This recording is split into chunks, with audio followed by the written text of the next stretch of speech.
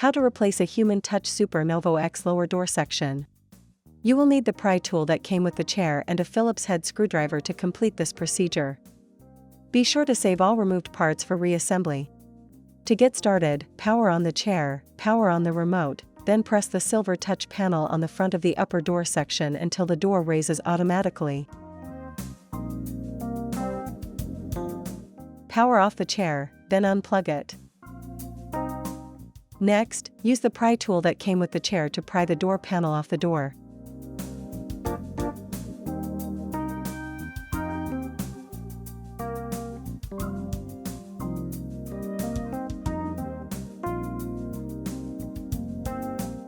Using a Phillips head screwdriver, remove the 3 screws and washers that secure the door to the chair.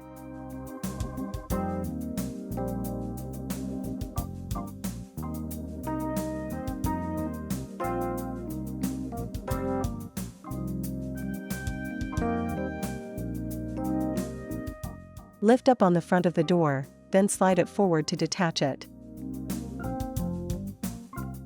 Disconnect the connector, then remove the door from the chair.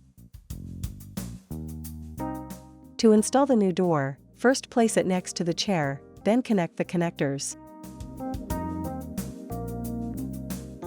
Note the slot in the door bracket and the corresponding post on the chair.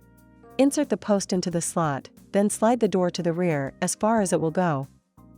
Next, replace the 3 screws and washers to secure the door to the chair.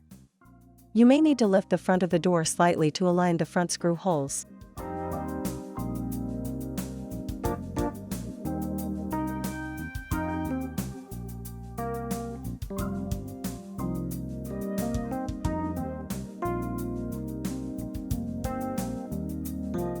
Press the rear door panel post into the corresponding door socket, then install the 2 front posts into the corresponding sockets.